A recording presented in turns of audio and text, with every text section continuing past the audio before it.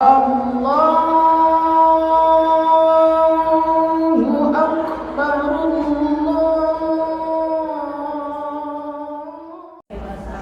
Abduhu wa rasuluh, imamul muttaqin wa qudwatul abrar. Allahumma salli wa sallim wa barik ala abdika wa rasulik Sayyidina wa maulana Muhammadin wa ala alihi wa sahbihi al-akhyar, amma ba'd.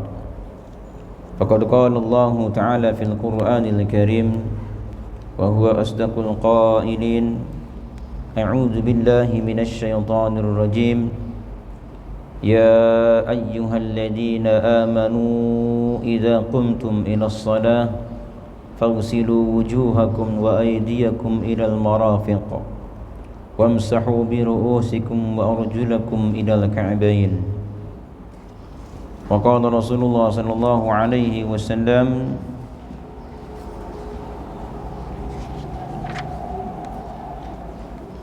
law kana ad-dinu bir-ra'yi lakana asfalul khuffi aula bil masyi min a'lahu. Wa kama Ali bin Abi Thalib radhiyallahu anhu. Sadaqallahul azim wa sadaqa wa ballagha rasuluhu an-nabiyyul habibul karim wa nahnu ala dhalika minasy syahidin wasyakirin walhamdulillahi rabbil alamin.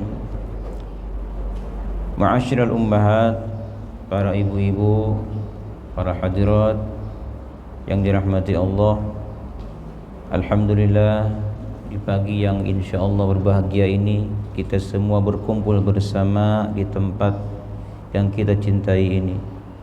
Mudah-mudahan setiap langkah ibu menuju tempat ini Allah berikan pahala berlipat-lipat. Allah hapus dosa-dosa ibu, Allah angkat derajat ibu, Allah sembuhkan penyakit ibu, Allah mudahkan segala urusannya. Amin ya rabbal alamin. Sekarang apa, Bu? Mushaf. Oh, mushaf ya. Sekarang bab mengusap dua sepatu. Itu ya.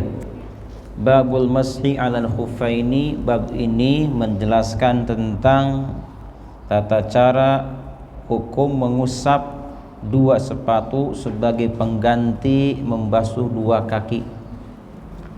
Di dalam wudu ada rukun, ada syarat, ada pembatalan. Nah, di antara rukun wudu adalah ada 6. Yang pertama berniat, kedua membasuh wajah, ketiga membasuh kedua tangan, keempat mengusap sebagian kepala, yang kelima membasuh kedua kaki, dan terakhir tertib. Jadi rukun ini kalau kita tinggalkan ketika wudu maka wudunya tidak sah.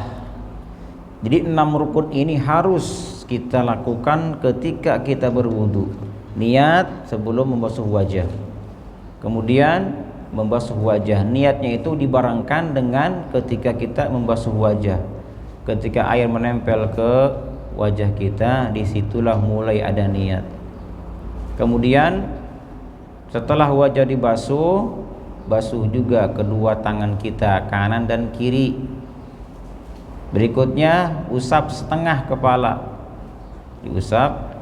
Berikutnya basuh kedua kaki, dan terakhir tertib. Nah, berarti yang tidak termasuk yang 6 itu bukan rukun. Seperti apa? Seperti misalnya kumur-kumur, terus memasukkan air ke hidung, mengusap telinga, kedua telinga, terus doa-doa wudunya, bahkan mendahulukan kanan ke kiri juga tidak wajib. Bisa kiri dulu ibu, baru kanan, tapi makruh. Karena wajibnya apa? Tadi 6 tadi. Jadi kalau kita sedang buru-buru, Bu, sedang buru-buru wudu, maka kita ambil rukunnya saja. Tidak usah 3 kali, 1 kali saja.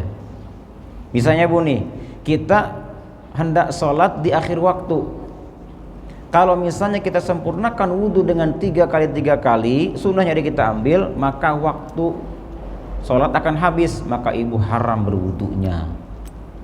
Jadi intinya saja, misalnya tinggal 5 menit lagi nih waktunya habis, kita ke air, buru-buru ambil air, langsung ke intinya saja, ambil air, niat, basuh ke wajah 1 kali aja, selesai 1 kali, tangan 1 kali, ini 1 kali, kepala, kaki, sudah langsung lari sholat. Allahu Akbar. Ketika ibu sholat di akhir waktu pun tidak boleh baca isti'azah, a'udzubillah, karena mempersingkat waktu. Langsung intinya saja, Allahu Akbar, langsung Bismillahirrahmanirrahim. Jangan lambat-lambat, agak cepetin dikit, karena ini ngejar waktu. Bismillahirrahmanirrahim, alhamdulillahirabbil alamin misalnya. Jangan Bismillahirrahmanirrahim. Atau kapan selesainya suratnya? Nah, habis kita baca Fatihah, nggak usah baca surat waladhdallin, langsung ruku. Kenapa kita mempersingkat waktu ini di akhir waktu sholat? Karena kalau dilambat-lambat keluarlah waktu sholat. Langsung kita ruku, Allahu Akbar, nggak usah lama-lama rukunya juga, langsung i'tidal, sami'allahu liman hamidah sampai selesai. Nah, begitupun kita ketika wudhu. Kalau di akhir detik-detik terakhir, ya, maka tidak usah dilakukan sunnah-sunnahnya. Atau dalam keadaan kritis, mendesak, darurat, kita lagi merawat seorang ayah misalnya atau ibu yang sedang dirawat, khawatir bagaimana, wudhunya nggak usah lama-lama, dipercepat saja. Tapi kalau nggak ada apa-apa, dalam keadaan tenang, sempurnakan wudhu kita. Nah, Bu, sekarang bahasan kita adalah ada bahasan ternyata sepatu itu bisa kaki kita yang tadinya dibasuh itu bisa diganti dengan diusap. Nah, inilah babnya sekarang nih. Kita bacakan ya, apa kata Nabi SAW, hadis nomor 53 ya. Halaman 49. Hadis apa? 57 katanya, hadis 57, Bu. Apa katanya? Hadis 5, saya belum ketemu, Bu, bentar ya. Hadis 57, mana lagi ini?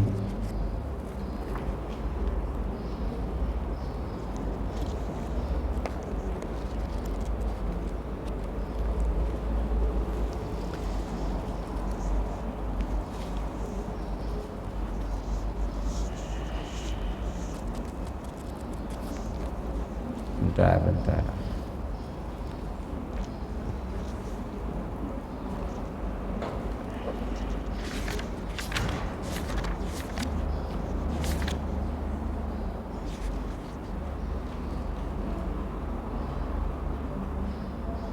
Oh iya, di mana nih? 121 sini ya halamannya.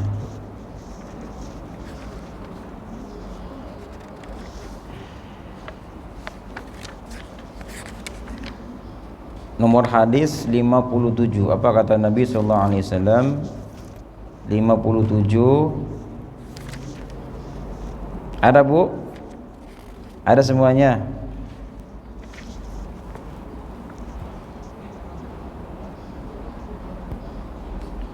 An Thauban radhiyallahu anhu, dari sahabat Thauban radhiyallahu anhu. Qala, dia berkata. Apa kata Thauban? Ba'atha Rasulullah sallallahu alaihi wasallam sariyatan fa amarahum an yamsahu 'alal asaibi, ya'ni al-amaima wan nasakhin. Ustaz, itu hadis yang ke-58. Hah? Hadis ke-57 tentang menentukan batas durasi 3 hari 3 malam bagi musafir. 57. Ya. Tadi 57 tadi. 58. Berarti salah ini. Ini 57 di sini, ini 8 ya. Gimana ini? Coba kita lihat ya. Halaman 49 ya. Oh iya ini. Nomor hadis 6057 dari Ali bin Abi, itu kan dari Ali bin Abi Thalib. Oh ini dari Ali bin Abi Thalib radhiyallahu an wa karramallahu wajhah, beliau berkata, kata Ali bin Abi Thalib, ja'ala an-nabiy sallallahu alaihi wasallam salasata ayyamin wa layaliyahunna lil musafir wa yawman wa lailatan lil muqimi, yakni fil mashi 'ala al-khuffaini. Ja'ala telah menjadikan, menentukan, an-nabiyyu Nabi sallallahu alaihi wasallam salasata ayyamin, durasi 3 hari, wa layaliyahunna, dan malam-malamnya, lil musafiri, untuk para musafir, wa yauman wa lailatan, dan 1 hari 1 malamnya, lil muqimi, bagi orang yang muqim, artinya tidak kemana-mana, yakni bermaksud beliau fil mashi, dalam hal mengusap, alal khuffaini, di atas 2 sepatu. Betul Bu itu? Jadi Bu, sekarang ketentuannya dalam hal mengusap 2 sepatu untuk orang yang safar itu dibedakan dengan orang yang mukim. Karena musafir ini banyak keluhannya. Yang pertama dari jaraknya yang jauh, kemudian persiapan bekalnya, kemudian capeknya juga. Makanya untuk orang-orang musafir dibedakan semua ibadah untuknya. Banyak rukhsah bagi orang yang musafir. Dalam hadis ini Ali bin Abi Thalib mengatakan bahwasanya Rasulullah SAW menentukan untuk orang-orang yang musafir itu masih dibolehkan mengusap sepatunya dalam jangka 3 hari 3 malam. Jadi boleh sepatunya tidak dibuka-buka. Setiap kali batal wudu, maka berwudu pas bagian sepatunya diusap. Tidak usah dibuka terus dibasuh, tidak usah. Karena kalau dibuka nanti batal. Di syaratnya Bu, syaratnya kalau kita mengusap sepatu, sudah kita bahas sebetulnya ini pada bulan yang lalu.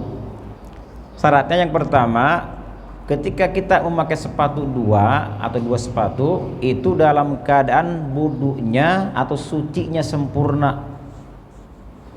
Jadi kita sudah berwudu, sudah tidak ada hadas kecil, hadas besar, baru pakai sepatu.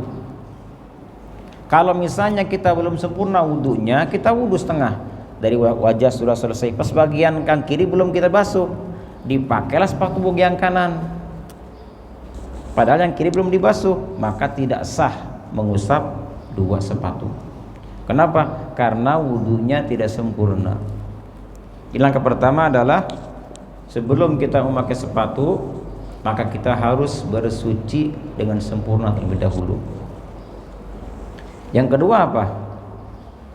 Yang kedua adalah sepatunya harus menutupi mata kaki atau menutupi tempat yang wajib dibasuh. Kan wajib dibasuh kan mata kaki. Sepatunya jangan sampai sepatu yang pendek, agak tinggian, menutupi mata kaki kita. Yang kedua syaratnya, kalau misalnya sudah bisa, maka silakan diusap. Dan caranya pun beda. Mengusapnya itu beda dengan mengusap seperti biasa. Jadi kewajibannya itu adalah dalam hadis Nabi, yang wajib diusap itu adalah bagian atasnya saja. Bagian bawahnya tidak usah diusap. Misalnya ini kaki ibu nih ya. Ini kaki ibu. Ini bagian telapak kakinya, ini bagian atasnya. Nah, yang diusap itu adalah bagian atasnya dengan tangan kanan kita. Di tangan kanan ini sepatu nih, tangan kanan diusap. Oh, gini kan. Nah, pertama kita basahi tangan kita. Kemudian setelah basah, tempelkan ke ujung jari kaki sepatu, kemudian usap atas. Kenapa? Iya, jangan sampai ada najisnya. Kalau ada tai ayam jangan diusap juga, Bu. Bersihkan dulu pokoknya, jangan sampai ada najis, darah, maksud ada darah, ada najis, hilangkan dulu darahnya, najisnya, baru diusap nanti. Tapi sunnahnya bawahnya pun kena, atasnya diusap, bawahnya pun diusap. Bedanya apa? Kalau untuk bagian bawah kaki, telapak sepatu, bagian tangan kiri diusapnya. Jadi beli tumit, Bu, nanti tumitnya ke atas kanan begini nih. Ini bagian yang kiri. Nah, yang kanan, tangan kanan kita di atas ujung sepatu jarinya. Ini sunnah seperti itu.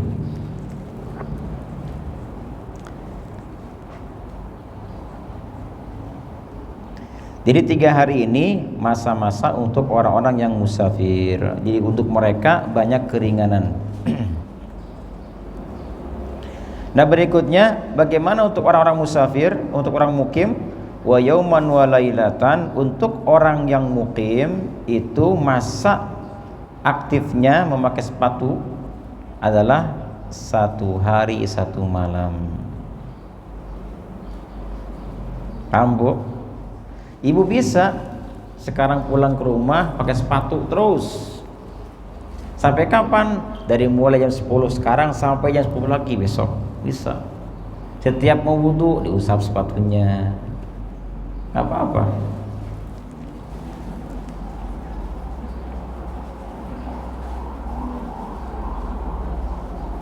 Kenapa demikian? Dibedakan karena untuk orang musafir itu sangat-sangat luar biasa, banyak keringanan bagi mereka. Apa diantaranya? Diantaranya untuk orang musafir bisa mengqashar sholat, bisa menjamak sholatnya, kan?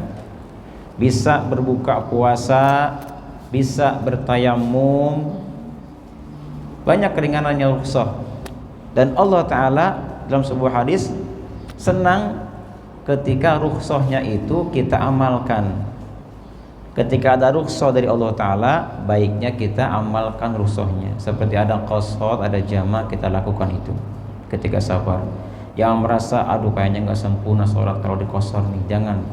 Justru Allah senang pada saat ada rukhsah, ada keringanan, kita amalkan.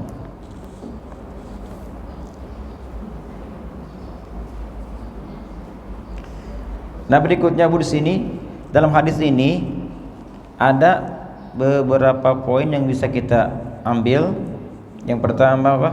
Yang pertama adalah subutul mashi ala khuffain. Hadis ini sebetulnya, Bu, menyambung ke hadis sebelumnya. Hadis 55, 56 ini satu paket gitu, Bu.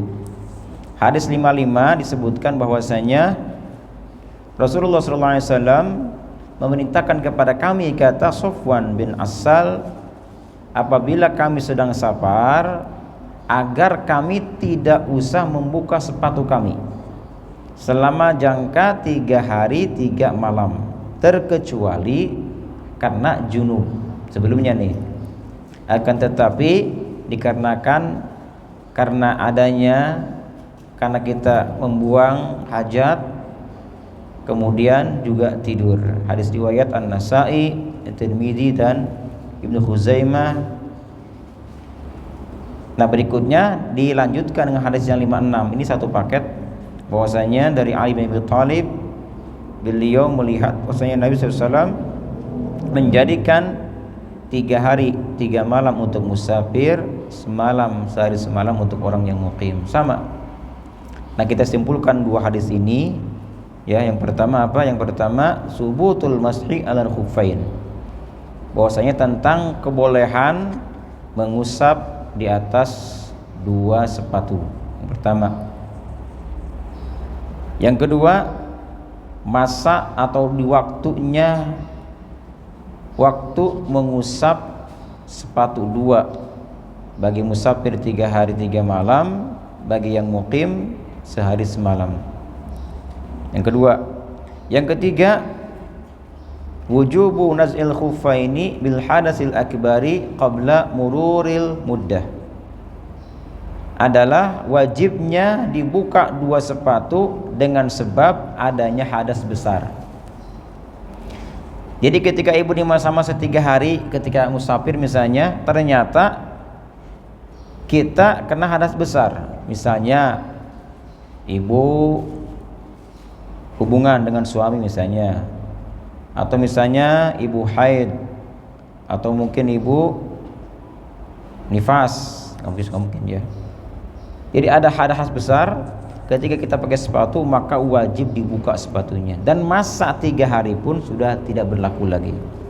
Baru 1 kali kita pakai 1 hari ternyata ada hadas besar, maka buka 2 sepatu.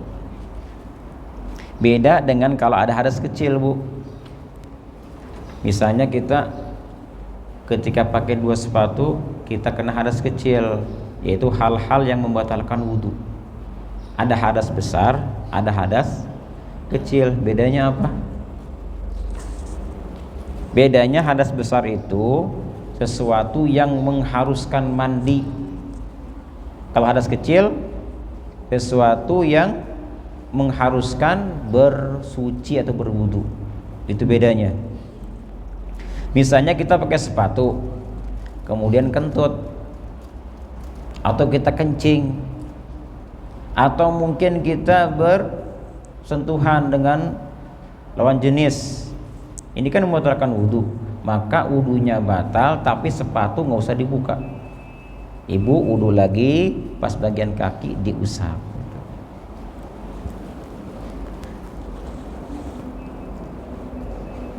Paham, Bu ya? Bedanya itu. Tapi kalau datang hadas besar wajib dibuka. Tapi kalau hadas kecil hanya batal wudhu saja, tinggal kita wudhu lagi. Nah, yang kelima, Bu, di sini dalam hadis 2 hadis tadi tentang masalah di waktunya mengusap 2 sepatu. Ini ada dua pendapat, Bu ya. Kalau pendapat mazhab jumhur seperti Imam Syafi'i, Imam Hanbali, Imam Hanafi, mereka menentukan waktunya. Kalau untuk musafir 3 hari 3 malam, untuk yang mukim berapa tadi? Nah, kalau menurut Maliki tidak ada batasan. Tidak ada batasan dalam hal memakai sepatu, mau seminggu pun tidak apa-apa. Tidak ada batasan. Tetapi menurut Maliki sunnahnya kalau sudah 7 hari baru dibuka sepatunya gitu. Termasuk sepatu adalah kaos kaki. Bisa kaos kaki itu, Bu ya.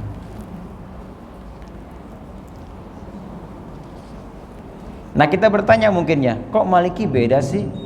Kan ada hadis yang mengatakan tadi bahwasanya untuk mukim 1 hari semalam, untuk yang musafir 3 hari. Kenapa kok nggak ngambil pendapat ini gitu kan? Apa Maliki orangnya bodoh, tidak paham hadis? Ahli hadis, jangan salah, Maliki ini saking ahli hadisnya beliau, ketika ada muridnya belajar ilmu sama beliau, 1 hadis dia keluarkan itu mandi dulu. Datang muridnya ke beliau mau belajar hadis, mandi dulu, bukan wudhu, mandi dulu. Terus mandi baru ngajar. Subhanallah, saking benar-benar menjaga hadis. Lalu bagaimana pendapat beliau yang mengatakan tidak ada batas dalam hal mengusap sepatu 2? Hadis itu tidak 1, Bu, banyak hadis itu kan. Nah, ini jawabannya.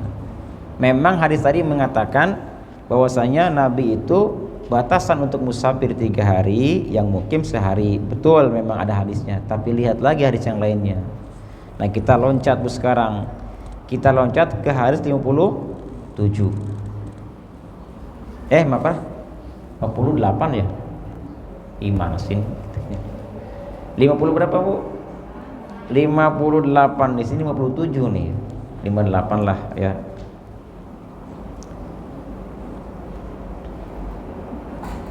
Dalam hadis tadi apa namanya? Nah, yang 58 disebutkan an Sauban radhiyallahu anhu. Dari sahabat Sauban radhiyallahu an, qala, beliau berkata. Apa kata beliau? Ba'atha Rasulullah sallallahu alaihi wasallam Rasulullah Shallallahu Alaihi Wasallam pernah mengutus sariyatan, satu pasukan diutus. Dalam hal perang ada sariyah, ada gozat, ya. Ada gozat, gozwah. Kalau gozwah berarti artinya Nabi ikut perang, itu gozwah. Tapi kalau sariyah, pasukannya ada tapi Nabi tidak ikut perang, namanya sariyah. Di sini dikatakan Rasulullah SAW mengutus sariyah, pasukan, tapi Nabi tidak ikut perang. Lalu fa'amarahum, Rasulullah SAW perintahkan mereka an yamsahu, untuk mengusap alal asaibi, di atas amaim. Ya'dil amaim maksudnya sorban yang dililitkan ke kepala. Wan nasakhina, dan juga al-khifaf, yakni al-khifafa, dan juga mengusap sepatu-sepatu mereka, yakni al-khifafa. Hadis riwayat Ahmad, Abu Dawud, disahihkan oleh Hakim. Hadis 58 dari Sauban radhiyallahu anhu.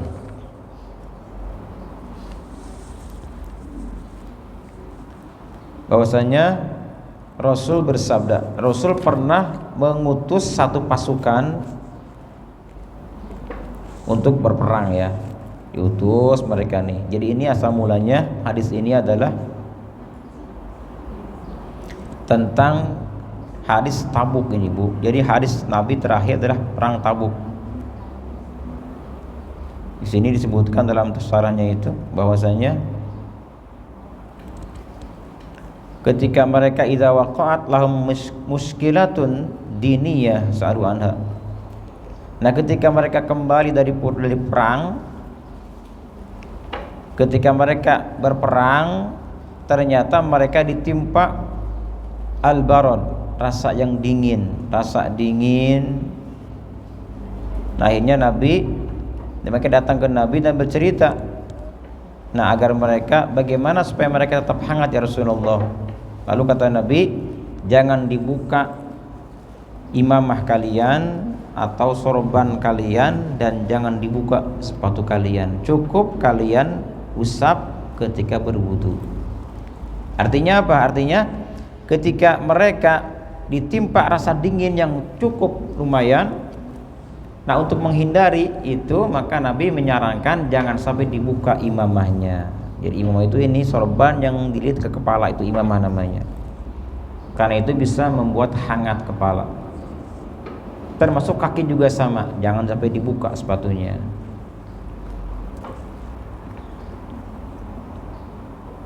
Jadi ini asal mula Nabi mengatakan ini, perintahkan mereka ketika mereka ditimpa rasa yang dingin. Nah, berikutnya dalam hadis ini ada kata asaib. Apa makna asaib?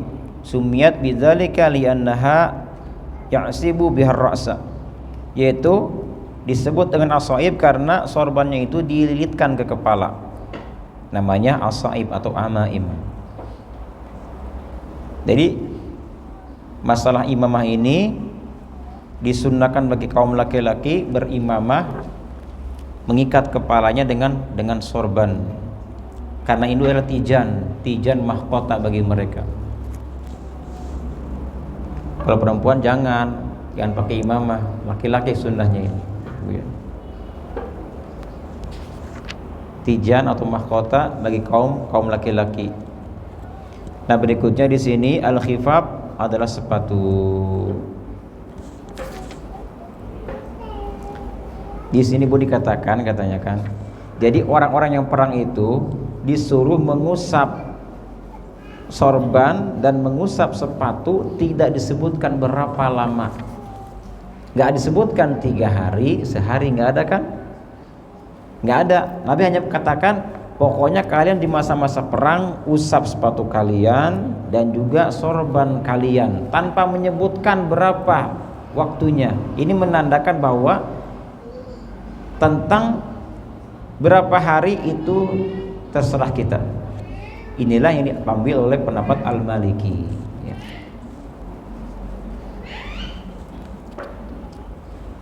Kita buka sekarang. Di sini apa poinnya di sini hadis ini yang nomor 58? Poin pertama adalah masru'iyatu ba'zil saraya lil jihad. Pertama, disyariatkannya utusan pasukan untuk berperang. Jadi ada disyariatkan pasukan untuk berperang. Yang kedua, jawazul mashi ala amaimi, dibolehkan mengusap di atas sorban kita. Ini sudah kita bahas Bu ya. Dulu pernah kita bahas dalam hal wudu. Bagaimanakah kalau misalnya kita wudu mengusap sorban, atau kalau perempuan mungkin apa namanya, kerudung Bu ya. Bagaimanakah hukumnya kalau kita wudu tidak diusap kepala tapi diusap kerudung kalau perempuan, kalau laki sorban atau kopiah, bagaimana hukumnya? Ibu, bagaimana hukumnya? Hukumnya khilaf antara ulama. Ada yang membolehkan, ada yang melarang. Kalau pendapat Imam Syafi'i, tidak boleh mengusap kerudung atau kopiah atau sorban kalau airnya tidak sampai kena kepala. Tidak boleh. Tapi kalau mazhab yang lain, Ahmad bin Hanbal mengatakan boleh-boleh saja. Usap saja, ambil air, usap, mau kena kepala tidak pun tetap sah. Ya, jadi boleh-boleh saja.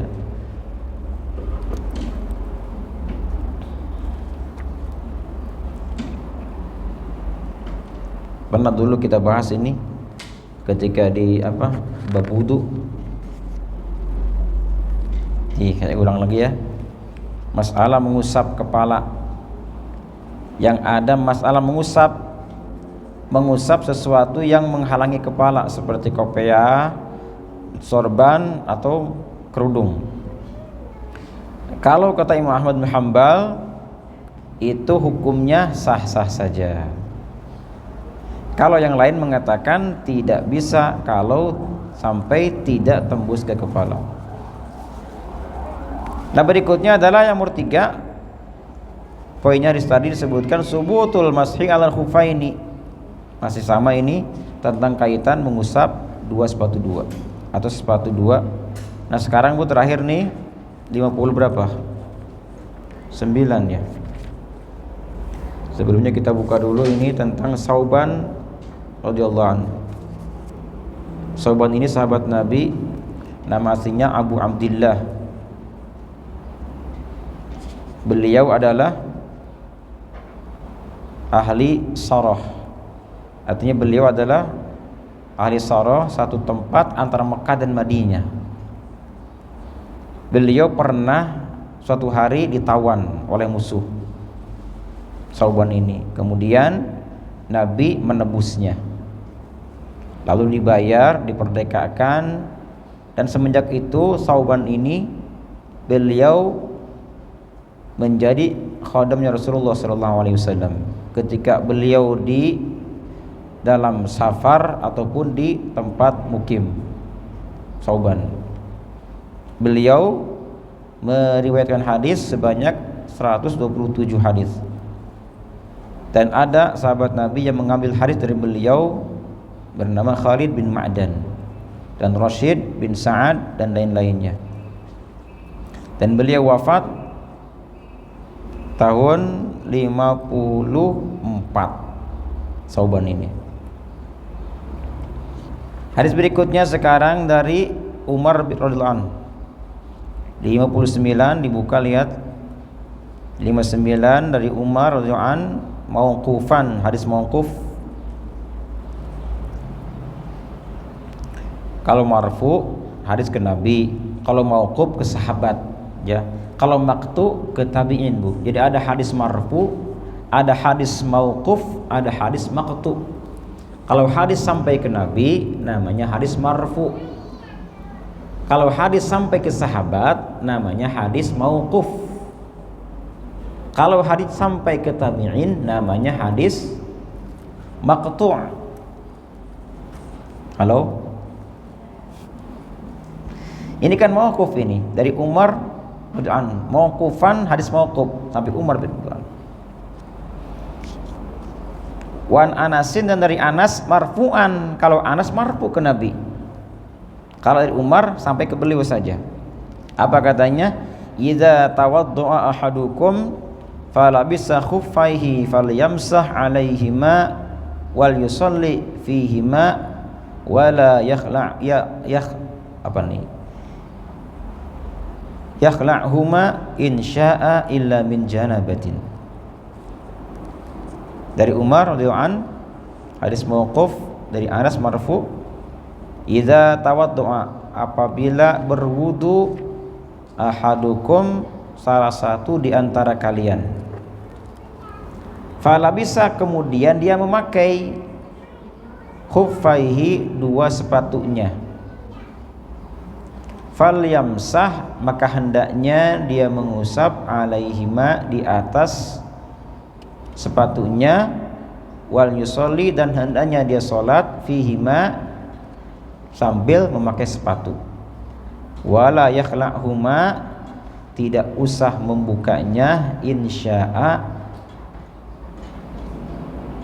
illa min janabatin, jangan membukanya, terserah dia ya, kecuali illa min janabatin, kalau dia kena junub. Sama juga hadisnya nih, kalau kita berwudu lalu kita pakai dua sepatu, maka cukup diusap saja dua sepatu kita, tidak usah dibuka. Terus sholat dalam memakai sepatu.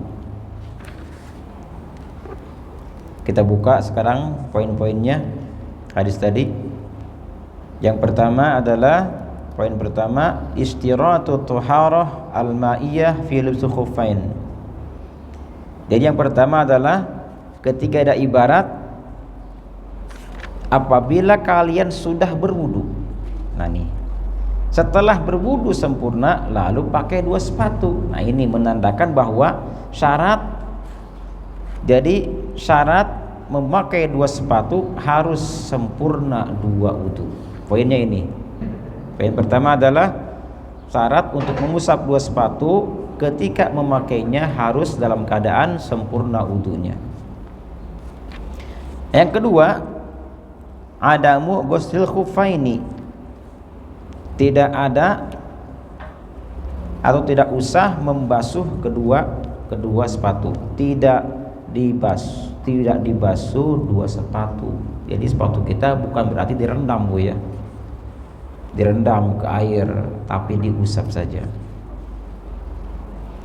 Yang ketiga, al-amru bis-sholati fil khuffaini, perintah sholat sambil memakai dua sepatu. Pernah Bu sholat pakai sepatu? Nanti di rumah praktekkan aja.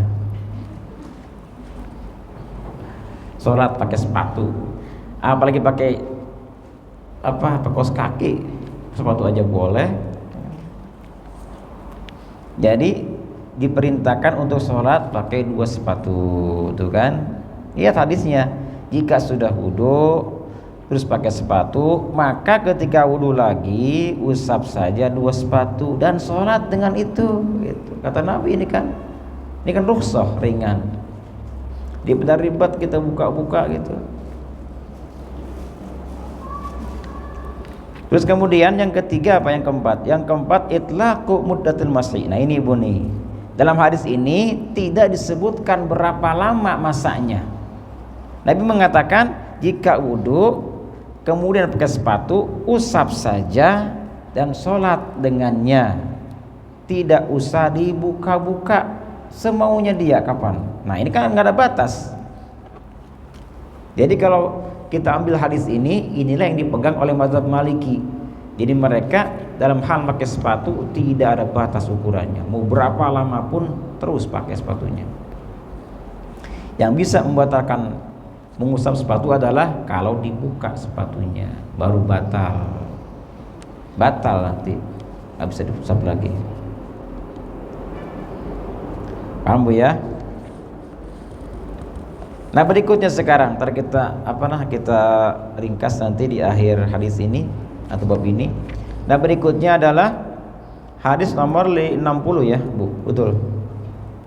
60 dari Abi Bakrah radhiyallahu an dari Nabi sallallahu alaihi wasallam annahu rakhasa lil musafiri salasata ayyamin wa layalihin. Bahwasanya baginda Rasulullah sallallahu alaihi wasallam merukhsahkan untuk musafir 3 hari 3 malam. Walil muqimi yauman wa lailatan, untuk yang muqim sehari semalam. Idza tatahhara, apabila dia bersuci. Fala bisa, kemudian dia memakai khufaihi, 2 sepatunya, an yamsaha alaihima, cukup mengusap kedua sepatunya. Ini sama saja Bu kayak tadi ya. Ini bab ini khusus untuk sepatu. Artinya di sini juga sama, masalah mengusap 2 sepatu adalah rukhsah untuk musafir 3 hari, untuk mukim 1 hari.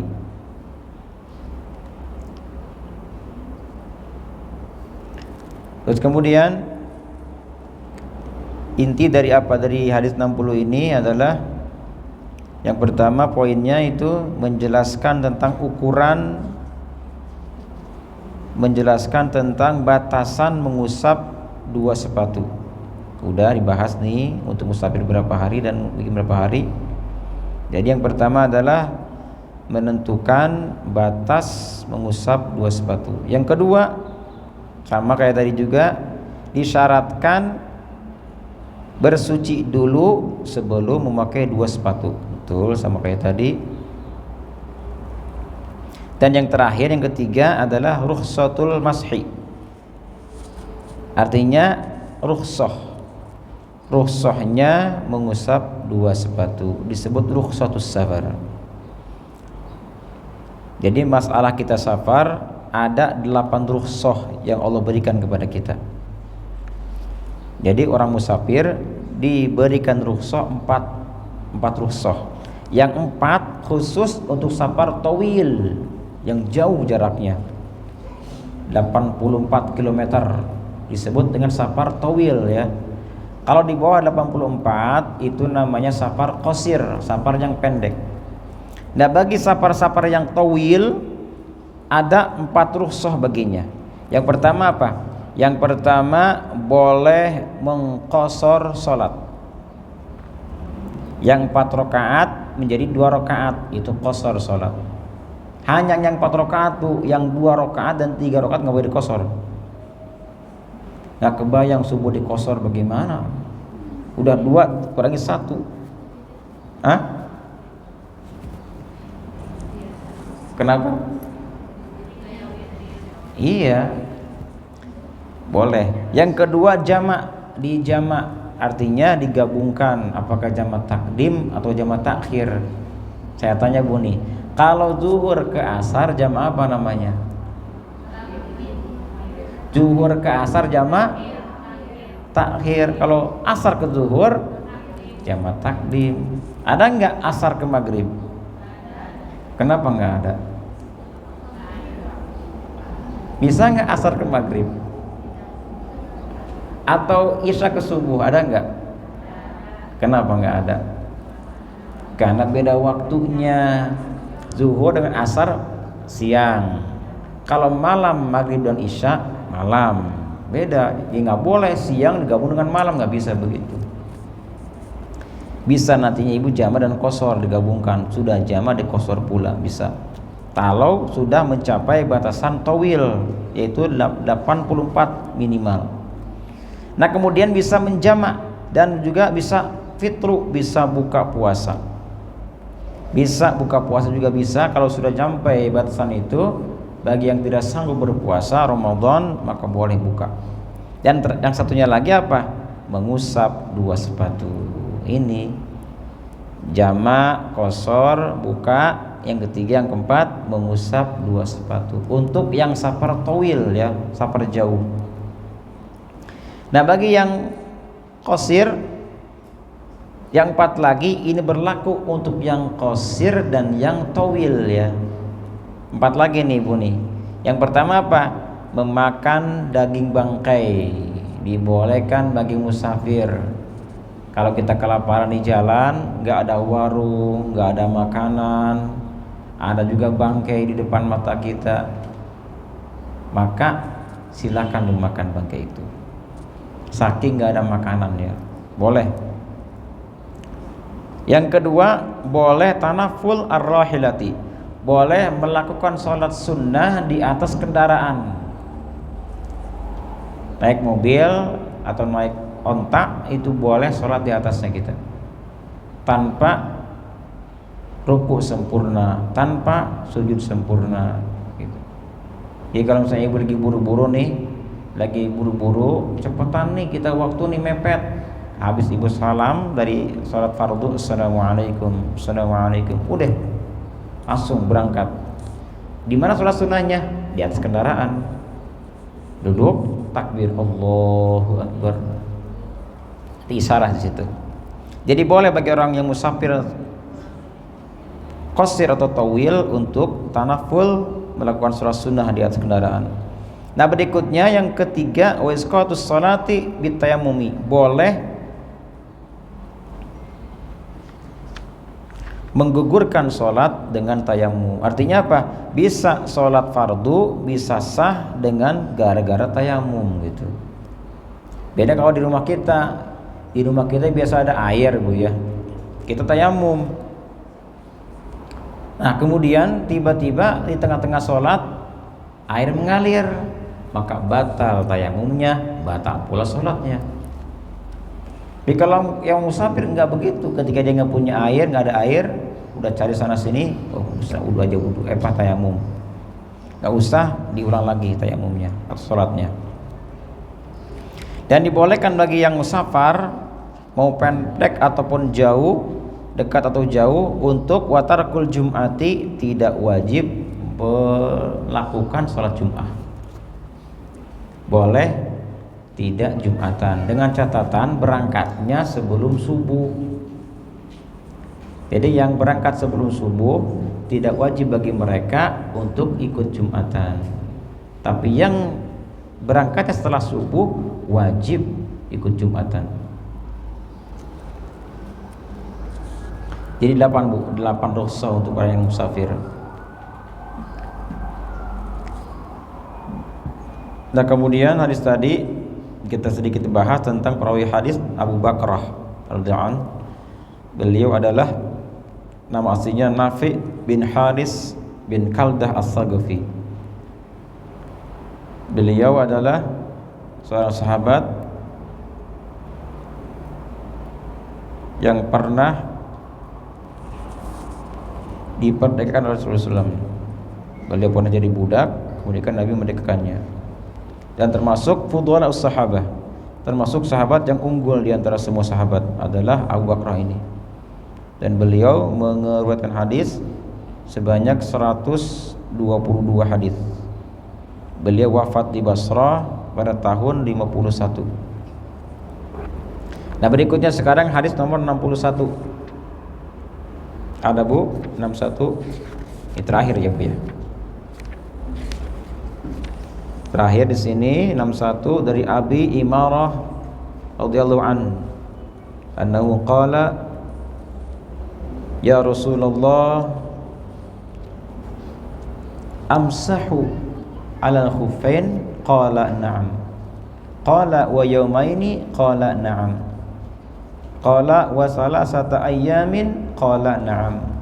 Wa ma syi'ta, akhrajahu Abu Dawud wa laysa biqaul qawi. Hadis nomor 61 dari Abi Imarah. Beliau berkata, ya Rasulullah, wahai utusan Allah, amsahu ala khuffain, apakah boleh aku berwudu dengan mengusap dua sepatu?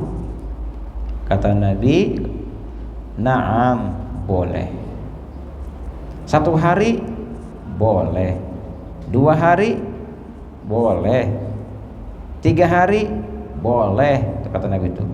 Terserah kamu. Nah, ini kan terserah kamu hadis riwayat Abu Dawud, tapi hadis ini tidak kuat. Dalam hadis ini kita lihat Bu ya. Kita lihat poin-poinnya. Yang pertama sama kayak di atas tuh, bahwasanya disyariatkan mengusap sepatu di rumah kita atau di safar kita, dan masa-masa juga disebutkan di sini ya. Di sini nggak disebutkan masa-masanya, mau 1 hari, 2 hari, 3 hari bebas kan. Nah kemudian yang kedua sama seperti sebelumnya nih, isyaratkan harus sempurna wudu sebelum memakai sebuah sepatu. Yang ketiga bisa batal mengusap sepatu dengan gara-gara ada junub, hadas besar. Sama kayak tadi juga ini. Nah dalam hadis ini tidak disebutkan batasan maksimalnya. Bahkan Nabi mengatakan wa masyita ya. Wa masyita, terserah kamu mau berapa lama silakan. Nah inilah pendapat yang dipegang oleh mazhab Maliki. Makanya mereka itu dalam hal memakai sepatu tidak ada batasannya, pakai terus. Nah sekarang pertanyaannya Bu, apakah boleh kita mengusap ketika wudu, mengusap jawrob atau mengusap kaos kaki? Apakah kaos kaki sama seperti sepatu yang boleh kita usap pada saat kita pengganti membasuh 2 kaki? Hukumnya di sini khilaf antara ulama. Ada yang membolehkan, ada yang tidak membolehkan. Jadi ibu bisa ambil ini. Bisa ibu ambil pendapat yang membolehkan, maka tinggal usap saja jorobnya tuh, si kaos kakinya. Atau ibu tinggalkan juga nggak apa-apa, bebas itu. 2 pendapat. Jadi intinya apa? Intinya itu agama itu ringan, banyak keringanannya, tinggal kita amalkan saja. Dan bahkan Allah senang pada saat ada keringanan terus kita ambil, kita amalkan. Allah senang itu. Karena kadang-kadang ada orang yang tidak mau dia mengusap sepatu. Dia merasa tidak sempurna wudunya. Padahal ini ijma, hampir 70 sahabat hadis ini banyak. Dan mereka sepakat semuanya, mutawatir ini dalam hal mengusap sepatu ini hukumnya adalah memang mutawatir. Artinya kalau orang inkar terhadap mengusap sepatu ini, bisa jadi dia kena dosa besar. Dan bahkan kalau inkar benar-benar bisa jadi kafir. Auzubillah. Nah bagi mereka yang belum pernah mengamalkan mengusap sepatu 2, maka sekali-kali ibu kita amalkan. Ibu kemana-mana pakai sepatu, pakai usap ya. Sekarang kita rumuskan Bu ya, kita intikan dalam hal memakai 2 sepatu ini.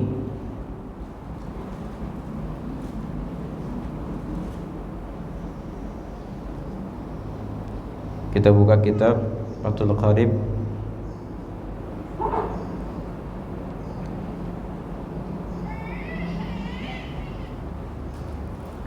dalam kitab ini disebutkan bahwa tentang mengusap sepatu 2.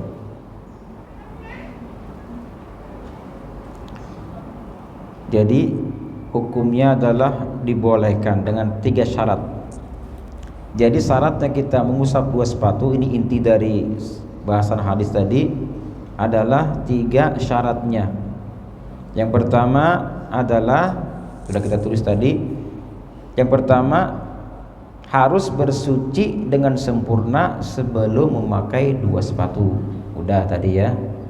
Yang kedua, si 2 sepatunya harus menutupi kedua mata kaki, betul. Yang ketiga, si sepatunya itu harus kuat. Harus kuat artinya dia bisa dipakai sehari-hari, harus kuat, jangan yang tidak kuat. Ini mazhab Syafi'i.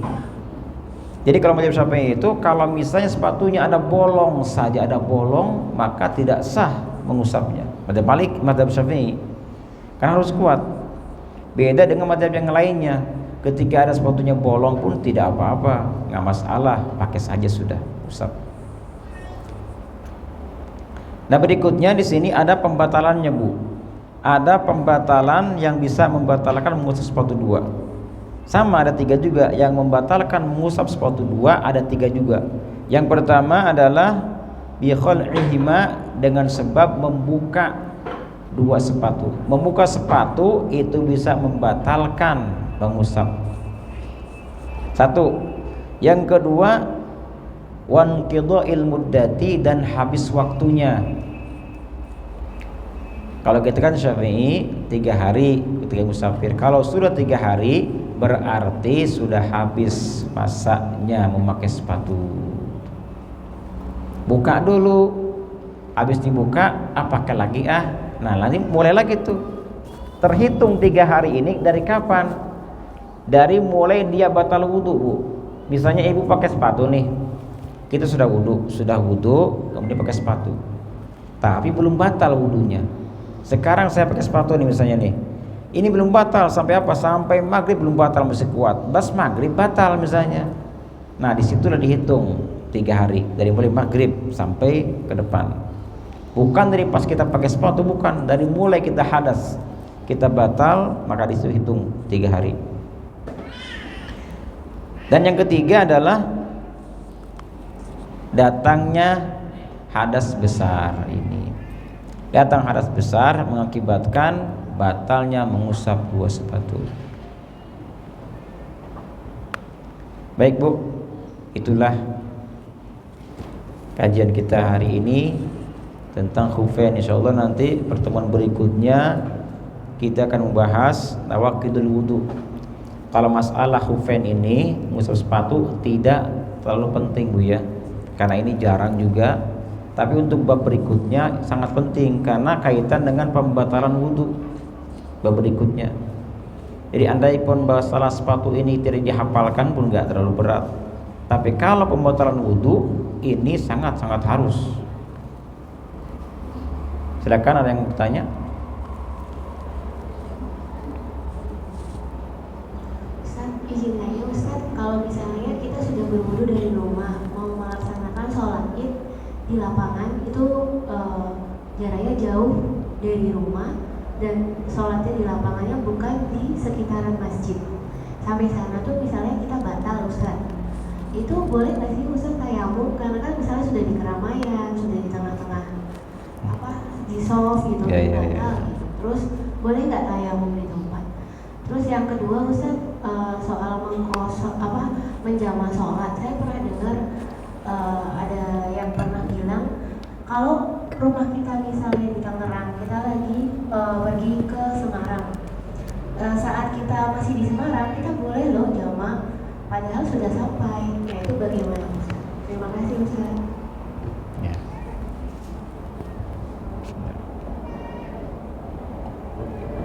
Ada yang mau nanya lagi? Silahkan.